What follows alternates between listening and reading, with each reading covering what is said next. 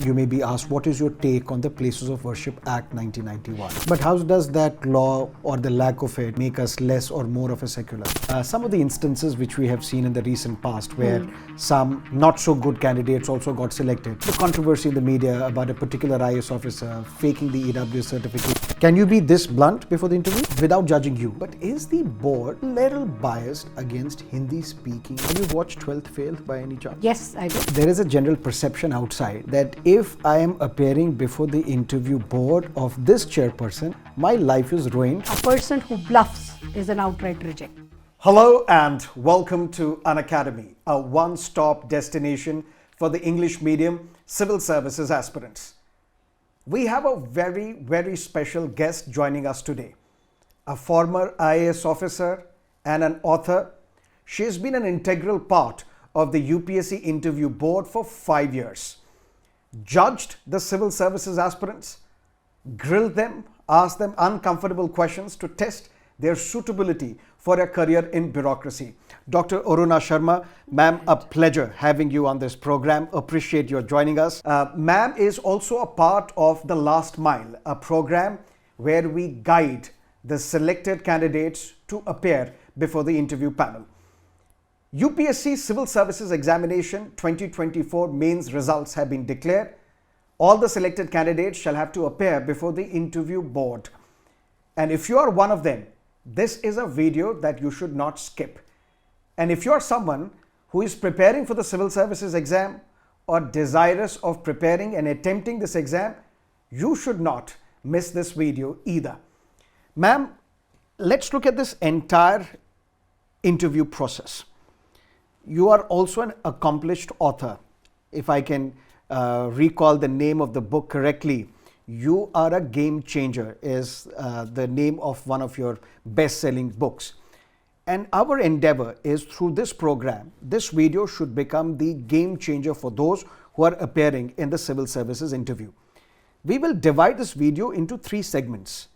Before the interview, during the interview, after the interview, which means when a candidate's interview gets over and he or she will have to exit the room. What is the thought process? How should a candidate prepare for this 3rd stage of the civil services examination? But let me take you back and let's start from scratch. How many interview boards are constituted by UPSC every year? What is the composition and what is the profile and background of those who are part of this interview board? Very well said. The interview board is stuck in a very transparent way. What they have is the regular employees or the members of the UPSC. They chair the boards, and depending on the number of candidates, on an average 5 to 6 boards will be there. And the experts are also sort of shortlisted, who are from the bureaucracy, from academic world, subject matter experts, it's a combination. And on the day of the interview, in the morning, they get to know in which board they are going. So the transparency starts from there. Even the chair, the member, the regular member of the board gets the list of the candidates who are to be interviewed by that particular board, only 5 minutes before the interview starts. So a complete transparency is being exercised by the UPSC, where it's a complete unknown faces which comes, their folder are put forward, and in the folder what you have is the format which they have submitted. So what the interview members have is only the format on which they have submitted to the board. No score of their written exam is available to the interview board members, nor their caste is disclosed, nothing is disclosed. So it's only their format, their educational background, their professional background, if any. So those are the things, plus their hobbies and everything, whatever they have filled in the form is available in front of the experts. So DAF is what is presented before you. Yes. Whenever we hire somebody for a job, we brief them that this is what your expectation is. What is our expectation from you? Prepare for UPSC with India's most credible team. To make your UPSC preparation even more affordable, Unacademy is offering, number 1, a 55% off on UPSC subscription. Number 2, CSE Assure. If you subscribe to UPSC courses for 2 years and are unable to crack this exam, you will get a 1-year free extension. And if you want to be guided by the teachers on your screen. All you have to do, subscribe to the UPSC courses by using this code IAS English. Once you do that, the backend team will give your details with us so that we can guide you personally and answer all your doubts regarding the UPSC preparation. Subscribe to the UPSC courses now. This offer is valid till the 31st of December 2024. Let's crack it. Are you also briefed by UPSC or DOPT that this is what our expectation is from the board? How should you select a candidate? For example, in a debating competition, there are marks allocated for your content. Right. Some marks allocated to the way you deliver that content. Some for Shero-Shairi. Is there any specific formula? No. If you look at this, the UPSC itself is looking for a generalist with a very good IQ levels, with a smart understanding of the issues and how you go for it, your in-depth knowledge. So definitely there is no briefing, but there is a briefing on transparency, and the people who are interviewing, they come with a great experience, who know exactly what is expected by a candidate who is selected and emerge as a good bureaucrat in their career. So those qualities are looked after. So absolutely it is a recruitment for a generalist. It is not a subject knowledge test at all. It is these qualities which will make them a good bureaucrat, And if I say it in one line, a person who bluffs is an outright reject. And how do you award marks? On what basis? No, there is no sort of going on it. Once a candidate is interviewed, each of the members puts a question who are there. They are put in a comfort zone, so it's not like to sort of put in discomfort the candidate. And then at the end of the interview, we all discuss where individual marks are given by each one of them. So each of the member makes an individual assessment. And my experience has been those who are outstanding, it's like unanimous, and those who are reject is also unanimous. It's only the middle path where there may be some discussions, and we all together then decide as to what score should be given to that. And who has the final word on that score? There is no final word. It's all discussed, and then each one of us have to agree for that score. And no one from this panel has an access to the marks scored by this candidate in the mains exam? Yes. Not even the chair? Not even the chair. Not even the chair. Nobody has. I suppose the knowledge of the candidate is not to be tested in the third stage, because that has already been tested at the prelims and the main stage. Correct. So what you basically judge a candidate for is whether he or she is suitable for a career in bureaucracy. And an interview which lasts 25 to 30 minutes, how do you judge? See, it goes like this, that your awareness level. Are you aware of what's happening all around? Whether you have an in-depth knowledge, whether you are clear enough. Nobody expects everybody to know everything. You are too raw, you have not entered the service as yet. And you might be straight from college and universities and everything, have no worldly experiences. So that is appreciated. So one doesn't expect that, but whatever you know, whether you have an in-depth knowledge about it, whether you want to fool around, or whether you are clear enough to say that, okay, there is a limitation, you don't know that answer, all that is appreciated.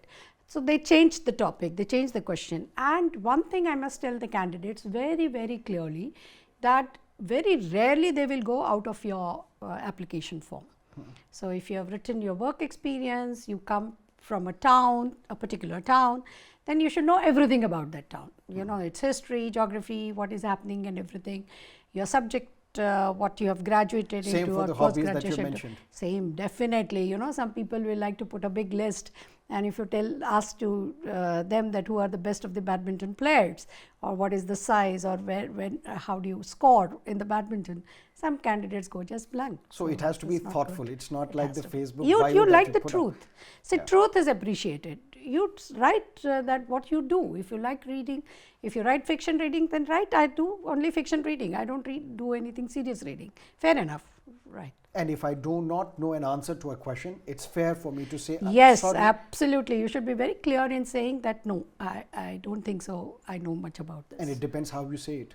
No, it doesn't depend. After all, it is more conversational. You know, it is not like an attack thing that you have to say it or you have to be nervous. Be comfortable. It's like a drawing room conversation. But yes, you are being judged, and you are being judged because it's an elimination interview. You know, it is at the rate of 1:2, right? So 50% are not going to be selected even after reaching that stage. So in that elimination, you have to be truthful, you have to be very clear-headed, you have to be very composed and articulate. Or maybe one in 3 would be selected. 1:2, 1:2. Okay. And ma'am, when it comes to civil services aspirants who have been preparing for this exam for 2 years, 3 years, they don't have time for a hobby. What would they write in the DAF?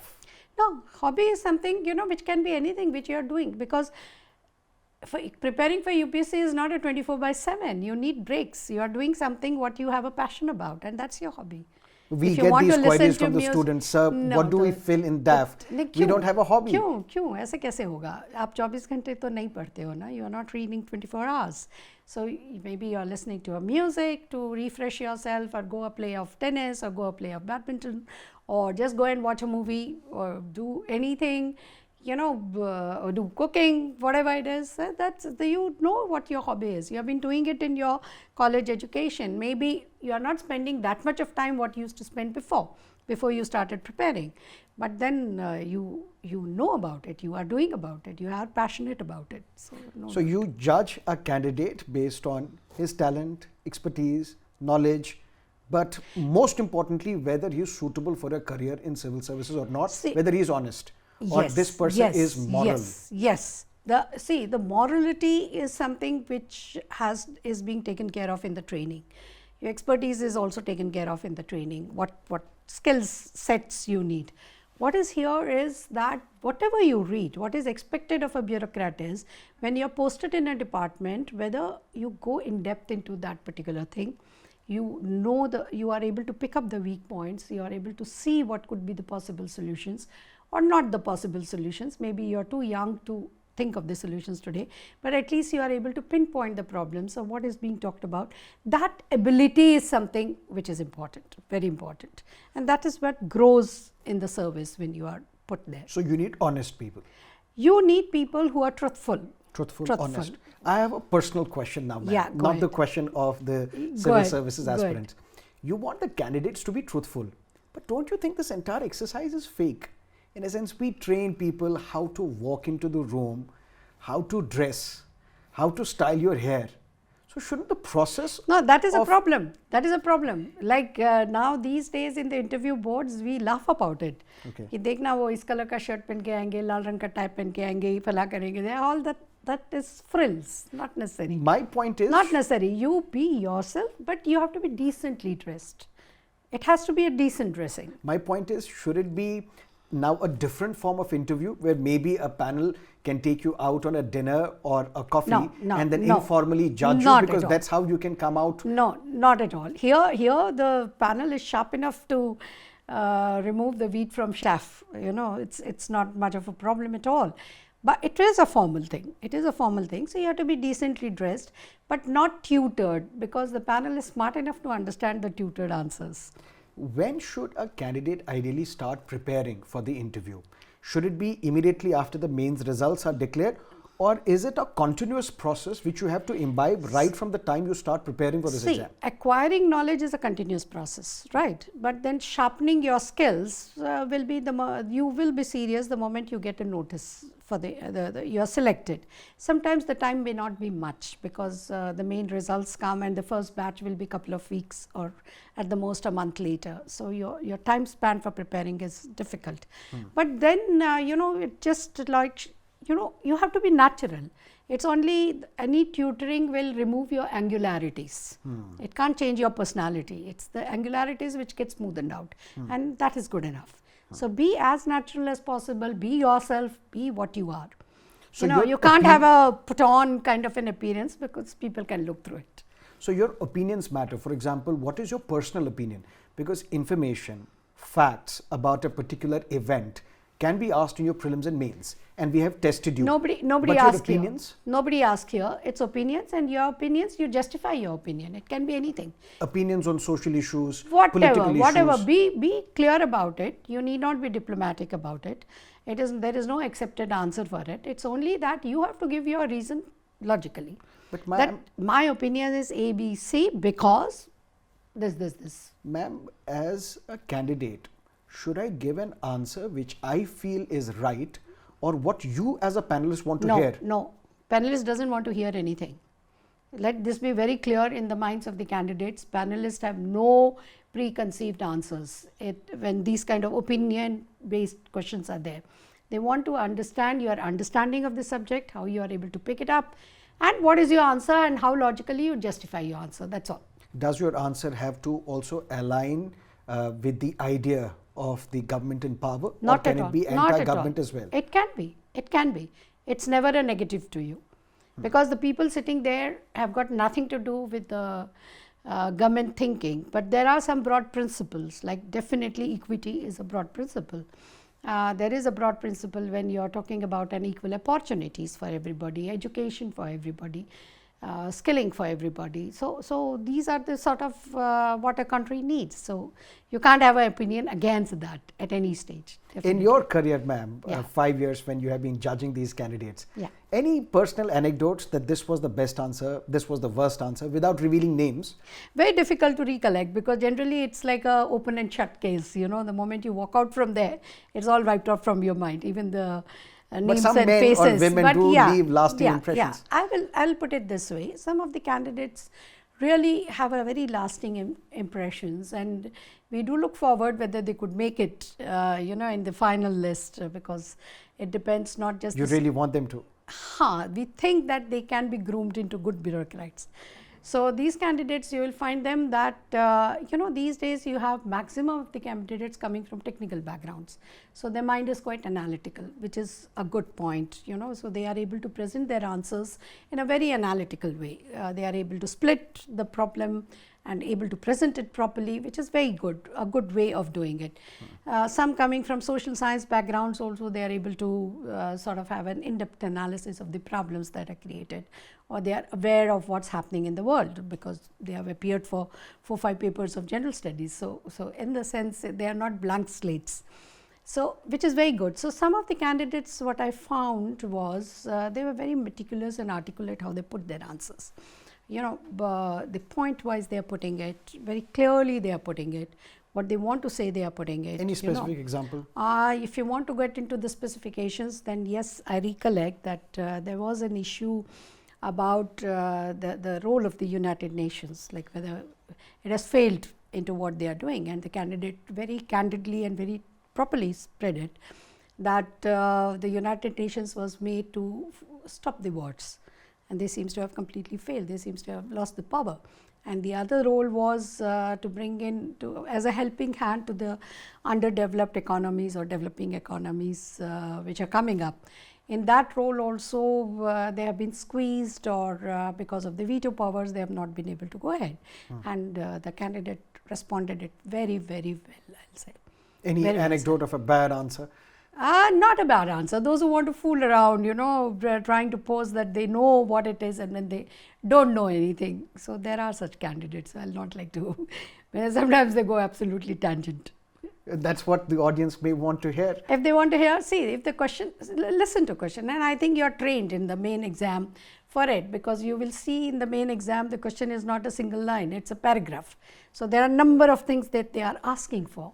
So here also similarly, you should be very clear what is being asked for, not sort of rattling out what you know about.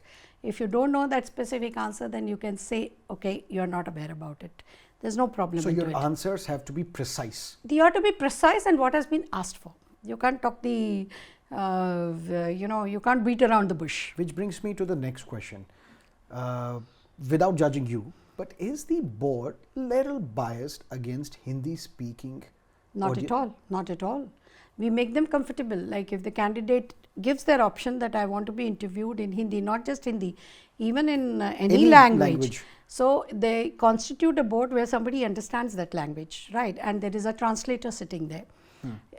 So Hindi generally everybody knows, so it's not a problem at all. And the questions are asked in Hindi, absolutely no bias at all, no bias. We are not doing a language test, उसको English सिखा देंगे जरूरत पड़ेगी तो, और ऐसा नहीं है कि candidates don't know the English. Or maybe they don't have confidence in not presenting. biased, but somewhere you tend to give extra marks to those who speak fluent English? Not at all. Because not at all. Your fluency in language has 0 marks if the content is nothing.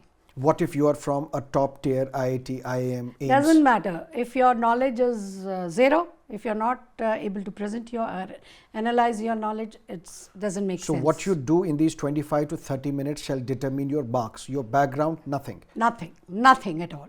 Whether you come from a poor family, rich family, language expertise, not language expertise, your exposures, all that doesn't matter at all. What you know, what little you know it properly, you are able to articulate it, you are able to see to it, analyze it properly and do it. Like even if you are making a simple drawing, so whether you conceptualize the drawing, the color choice you are doing, how you are going about it, anything will explain if you are a systematic person or you are just superficial. Have you watched 12th Fail by any chance? Yes, I did. So do you agree with how the interview was presented in that movie?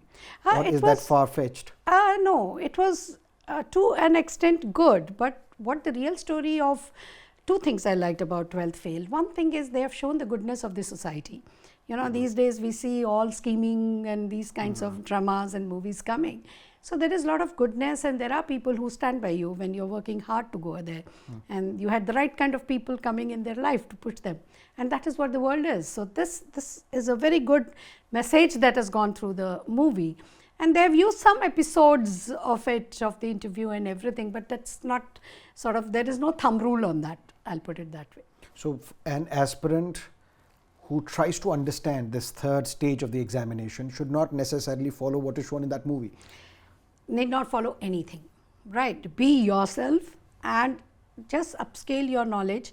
Read the newspaper of that 1 month as to which are the hot topics which are going around, which could be on the financial issues, which could be on the major changes that has happened. Like recently RBI has issued something, so that may be asked for. So that's your level of preparation you do, which institutes like you help them, to brush up that knowledge and to pick up that knowledge and see the topics which has emerged over the last couple of months and which are the hot topics of the national, international level. So understand what the issue is, right? And then you can have your own opinion. And if some of the issues have reached the logical end, or if there is a controversy on that issue, they can understand that controversy also. Just before the interview, what should an aspirant read? That day's newspaper? Yes. How many newspapers? Not how many, because you anyway are tense. So let us be practical about it. You are very, very tense. So in the sense, one newspaper, anything which has completely happened on the top, the main headlines which has happened on that particular day, where some decisive things have happened or something has happened, just have a glance on it. That's it. And then relax. How should you dress? Both for men and women? See, men and women, you have to be decently dressed. The men wear a coat and a tie. The women wear a sari because, see, one thing I'll tell you. In this weather as well? In any weather. In any weather.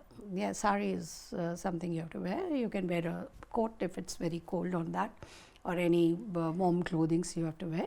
For the simple dress, I'll tell you, incorporates your skirts and these things have become a style for women. But you have to understand, a bureaucrat meets a different section of a society. आपको एक surrendered डकैत भी मिलेगा, एक डकैत भी मिलेगा, एक गांव का आदमी भी मिलेगा, in your service. So you want people to hear what you are saying. You don't want them to be distracted by any way. So it has to be a decent dressing, and that's how the handloom saris became very popular. I'll put it that way. And you should be also styled properly? No, you be yourself. Okay. You are smart at that age. Everybody is smart. So for a man appearing in the interview, even if he or he has a hairstyle like mine, it's okay? Or you have to properly groom it? No, you don't have to go to a hairdresser or something like that. Just comb it decently, properly. You have to be natural self. It's okay. And when you but then you can't be like in shorts and zazzy shirts and your all hair going haywire, because neatness. See, you understand. A neatness reflects the attitude of a person. They are not casual. I should be properly shaven as well? Yeah. If you're bearing a beard, it should be properly trimmed, and if not, then be shaven. And as soon as I enter the room, I need to greet. Yeah, Whom? which is a normal thing. The chairman or all the you panelists? you do the chairman and just look at everybody. You know, your eye, and that also helps you to see the people around. It's like a double gain. But I can't sit without being asked to sit down. Immediately you will be asked to sit. There is nothing you can't sit, but you will be immediately asked to sit. And when a question is asked to me, for Yeah. example, you are asking me a question, do I have to ensure eye contact only with you, or I should also have some form of eye contact beginning with you others? have a contact to the person who is asking you the question, right? Because that's how, you know, you trigger off any conversation, but in between you can look around, you know, the level of focus and comfort you have. Will that be viewed as confidence or distraction? No, nothing. People are listening to you, people are listening to your answer. They are not bothered how you are looking and doing, but in the sense it helps you to sort of sort out your thoughts. You know, you start off your answer, and then if you're comfortable to look at other people, to organize your thought, fair enough. But if you're not comfortable, it is distracting you, then don't do it. How should you be seated? Comfortably, right? Any posture, And it was definitely not like this on the desk. obviously. How should I That's keep true. my hands? I put it under the table, which is a normal way of putting it. But if you want to express something, then you can lift your hand. If you want to write down something to organize your thought, you can request for a minute. They give you. There is always a scribbling pad and a pencil kept there. If you have been a debater all your life and Yeah. you have the tendency of shouting, so you can't shout in the interview. No. We politely tell them that luckily we are not deaf as yet, right? So you can talk at the lower volumes. And can I interrupt a panelist? See, interruption doesn't help, because you must get into a habit to listen to the whole question. If there is an add-on question being asked by the panelist, it means that you have not hit the nail. So maybe the interviewer is helping you to come straight to that point. So listen to the question completely, because in the question you presume, if you interrupt in between, you are not listening to the whole question. You're presuming that the interviewer is asking something, but maybe there is a twist at the end. They are not asking what you are presuming. So listen to the question completely. In law, we say there is presumption of constitutionality, Yeah. which means when Parliament enacts a law and that law is challenged before the court will assume that the law is constitutional. It's for the Right. petitioner to prove that it is unconstitutional. That's true. Do you presume that the candidate sitting in front of me is knowledgeable? Yes, definitely. He has got through such tough competitions and has reached the stage of 1:2, has proven that you have a tenacity, you are hardworking, you are able to present your answers properly, and you have scored enough to be among those 1:2 level of candidates. Sometimes 3 seconds are enough to make a mark. Sometimes a lifetime. No. It's not like that you are making a mark, because they also understand that you are too young. And Or you I are will not- rephrase my question. Yeah. Some psychologists say that it takes 3 seconds for an individual to judge a candidate or start judging a candidate or an individual. Nobody goes by this. Nobody goes by this. A full opportunity is given. You may mess up one particular question completely, but opportunity is given again by the next question for you to come back. Because they are. See, you have to understand. It's more like an interaction. They are positive towards you. They are helpful towards you. They want to bring out the best in you. They don't. If you are nervous, then they'll say, okay, we stop for some time, have water, feel comfortable. Right, and then sort of respond. So they are here to bring out the best in them, whatever they are able to present themselves, right? Unless until you mess up the whole thing. The questions, Yeah. are they mostly related to your optional subject or GS subjects or your graduation be- subject, or Yeah, questions yeah, related to yeah. your work experience, or simply current affairs topics, important developments which have taken place? See, it will go through your format, like I said before, be very careful when you file the format, be very careful. Like I said, some may ask you from the place, like when I was interviewed, I came from Hyderabad, and in my hobby I have written Nirmal paintings, I do that painting. So they went into the origin of the paint. Luckily I had read a booklet about that. So they'll ask the origin, who started off this and why it went, how did it come from furnitures to the board, and how did it went about, somebody went that track. Then if your hobbies is into games, then they'll go in depth into the games. Your books you write, everything. And I've seen many of the people fill the format in the same way. we do hiking or we do this or we see something, the tutored thing doesn't work. It doesn't work at all. Be truthful in while filling the form and write about it. And then coming straight to your question, see, subject knowledge is basically what is happening. Again, I repeat, over last 5-6 months. It could be your subject study. So then they'll go in depth into it. If you are an agriculture graduate and something main MSP has come, or some crop has completely failed, or there is a change in the policy, or the maize crop internationally Ukraine war has made a mess about it. So somebody may go in depth into it, right? So it is related to your topic, like you are an agriculture graduate, but it can vary to what is happening in the world at this moment of time. It is not subject knowledge of agriculture per se, but it's a relation to what is happening in the world on that particular topic. You spoke of luck. You were lucky enough to read that pamphlet before the interview. Yeah. I won't take names. Yeah. But there is a general perception outside that if I am appearing before the interview board of this chairperson, my life is ruined, because the history is that this board will not give me marks. No. But if my name appears before another interview board, I'm lucky. No. UPSC is so it has all the ingredients of a roulette table. No, not at all. It is not. It is just because you have failed, you say so. It is not like that. In each board, there are people who score more than 60. So the best score goes around 63, 64. That is the best. And worst may go below 40%. Anytime.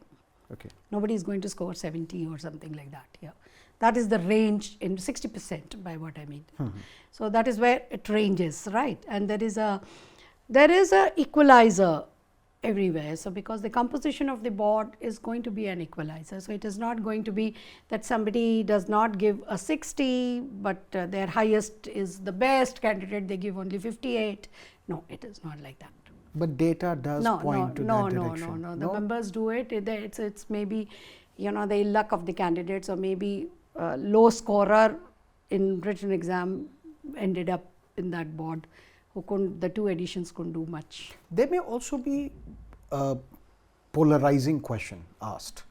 For example, you may be asked, what is your take on the Places of Worship Act 1991? Definitely be very clear. Stick to the law of the land. The constitution says we are secular. That's it, right? India is a secular country as on date, right? And our constitution says we are secular. The answer has to be absolutely crystal clear on this. But how does that law or the lack of it make us less or more of a secular? Definitely. Like if you are wasting your energy by digging up into the old historical things, like,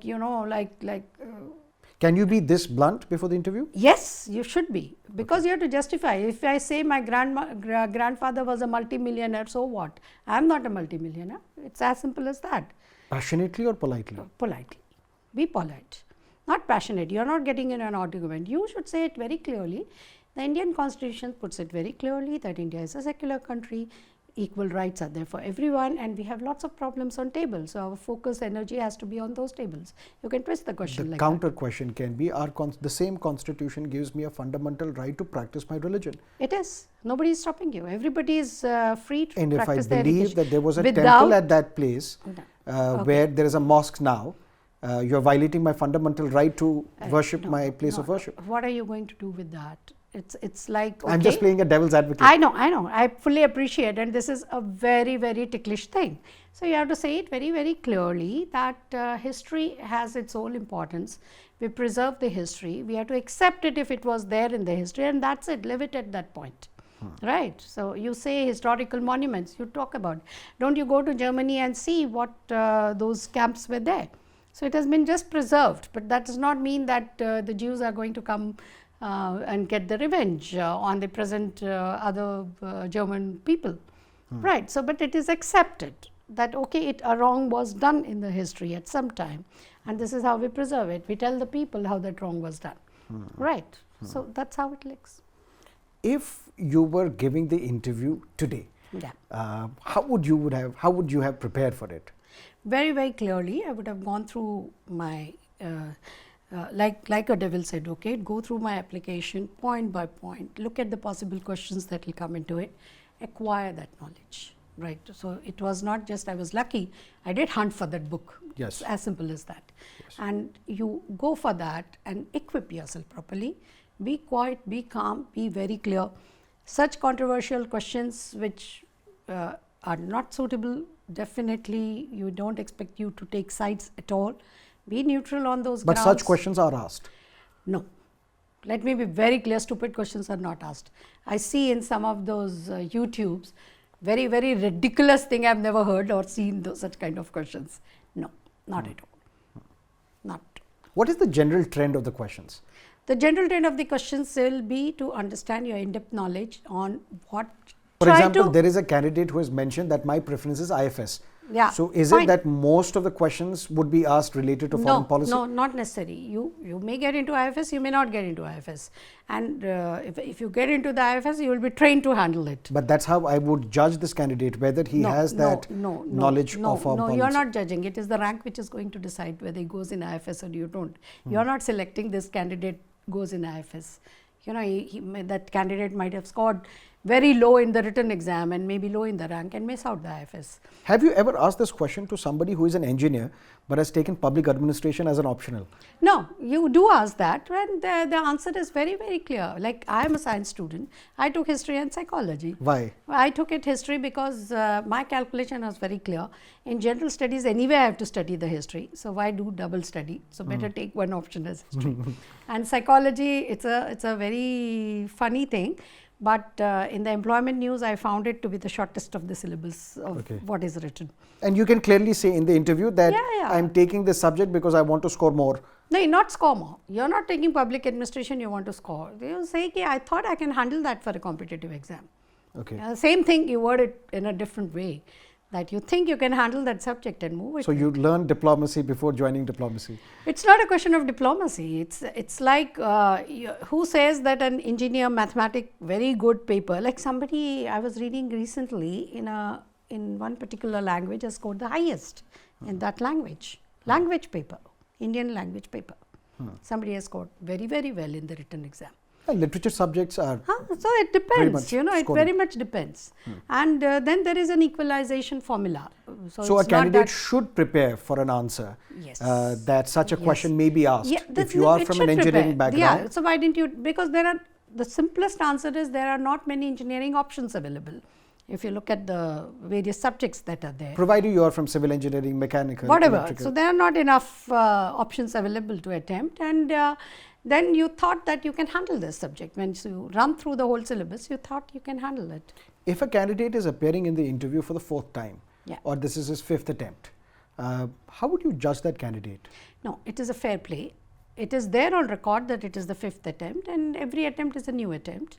So maybe previously there may be some reasons why, and candidate might have learned from the mistakes. On top of that, if that candidate was doing nothing, only preparing for this exam. Which looks very silly to us actually. Like, so that will go against that candidate? Not against. They are not on judgment on what you are doing in your life. But that speaks volumes about their idea of life? No, in the sense it is strange, and that's what like before the interview I was talking to you of this too many attempts, then it surprises that how a person is devoting such critical stage of the life only for preparing a young person. So that absolutely is very upsetting, very upsetting. But even then we see that the success rate for somebody who is appearing for the exam 3rd time, 4th time increases. It doesn't matter. So that's what I said before. Each interview is not judgmental on how many attempts you have done before. Not at all. It's your performance today at this moment of time in front of this particular board. That's it. So it's an objective analysis of a candidate. Very objective. It doesn't matter whether it's your 8th attempt or 5th attempt or what you have done. It's your performance today at this moment of time, how you have done, that is the decision maker. No background whatsoever? Nothing at all. Just what you're going to do in these 25 to 30 minutes? Absolutely. That is there. It's a very, very fair game. It's a new opportunity for you, and if you learn from your mistakes or you're doing well, then fair enough, no problem. Seems it's not an ideal interview then. It's just judging and testing the knowledge again? No. And that's why the marks given are very small, not 250. But then 250 matters because here ek number pe farak padta hai.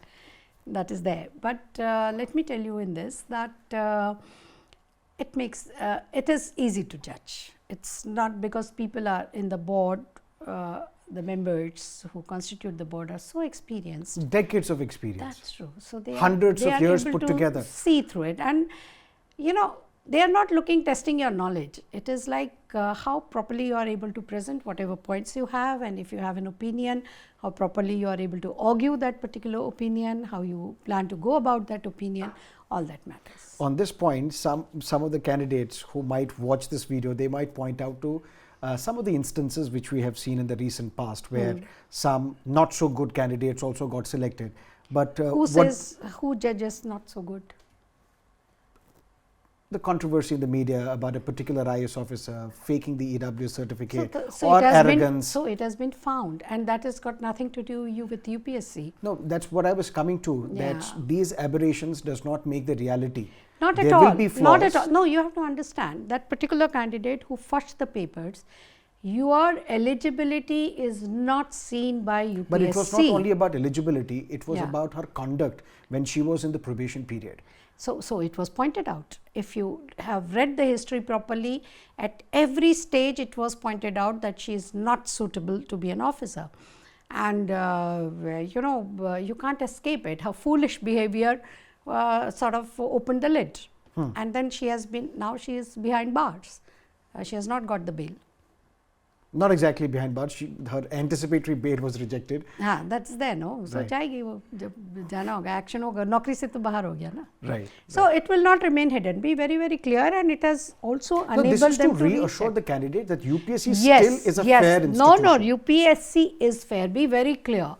Whatever her arrogant behavior was detected during her training phase by her first boss when she was undergoing training, by her first posting itself, and first posting itself it was exposed, and the whole thing was inquired, and necessary action has been taken by DOPT for her to be out of the service. And we also have to understand, look at the number of candidates selected by the UPSC and hundreds and thousands of them. Look at the glorious service that they have rendered to the nation.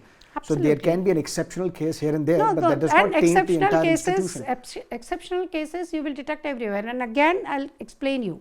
It is not for UPSC selection board who check the documents. No. They conduct the exams, whatever document, it is the DOPT who gives them a list of the people. You conduct the exam. They conduct the exam. They give the list to DOPT that these are the top 2,000 or 5,000 scorer or 10,000 scorer, depending on what ratio has been asked for at different levels of the examination.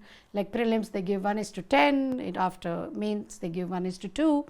And once that is done, then they interview and give the best list, the top list. That's it. Then the DOPT undergoes on checking of papers and everything. So in her case also it was flagged. It was flagged at different stages. It took some time to sort of get it proven, and then sort of We'll leave her action case. was We'll done. come back to the interview Yeah. process. The Yeah. interview is over. A candidate has to now leave. How? Is there any Just template to thank- follow? No, nothing. Just thank and go. And then as soon as you are exiting the gate or the door, you have to look back again? No, No? you go. Bye-bye. Smile at them again? No, you have Or said a judge- smile, you have said a thank you, and that's it. Or judge their reaction? Your relationship is as long as you are sitting on the chair. That's all. That relation ends. Right. So you just get up, thank them nicely, politely, and then out. Any resources that can Because nobody is looking at you. They get busy into how they are assessing you. Right. And the moment you are out, the gate is closed, and then they discuss and put their score. Any resources, set of resources that a candidate should follow before the interview? By resources, you mean? Newspaper, magazine, a journal, anything. Maybe watch TV debates? Like from the time you get a call for the interview till you interview? Yes. Yes. Whatever current things are happening, get the real knowledge. Please, please, please don't be guided by the shouts that is happening on TV and everything, who have opinionated versions. Please, you are supposed to have an intelligent mind. Make your own assessment and get the logic behind that your assessment. So you are a neutral person. First thing you have to understand, a person has to be apolitical if you want to be a bureaucrat. A person has to be very, very true to the spirit of the Constitution. in the mind frame, in the mind of understanding. So when you are preparing on these controversial issues, these should be your guiding principles. That's very, very clear. Thank you so much, ma'am, for joining us today. My pleasure. This my was pleasure. an insider's account of how is the UPSC interview taking place. On what parameters and grounds are you judged, and what are you not judged at and for? If you have got benefited from this interesting interaction that we have had with ma'am today, and ma'am, by the way, is also part of our last mile program, where if you have been selected for the third stage for the interview, and if you want guidance from us on the last stage of the examination, ma'am would personally judge you before the UPSC judges you. Thank you so much, ma'am, for joining us on this program. My pleasure. Because, now I no longer go for the interviews with UPSC, then definitely I am with the last mile. So that any apprehensions you have, or if we can be of any asset to you to be better prepared, yes, very much for it. How would you judge this interview? Oh, it's come out quite well, I must say. And you are 60% pinpointing. again, or? No, I'll put it, yes, 60 plus. I'll put it this way that, it's very important for the candidate to be yourself. Don't try to adopt any style or put-ons or anything. People can look through you. Be natural, be yourself. Be natural, be yourself. And definitely while preparing for civil service, you have read so much, you understand the neutrality positioning if you want to be a bureaucrat. You can't be sort of taking sides or have firmed up opinions. That's not, will take you a long way in the bureaucracy, even if you get selected. Thank you so much, ma'am. Right. And thank you so much. And if you have got benefited from this, do not forget to press the like button and subscribe to our channel if you haven't yet. All the best.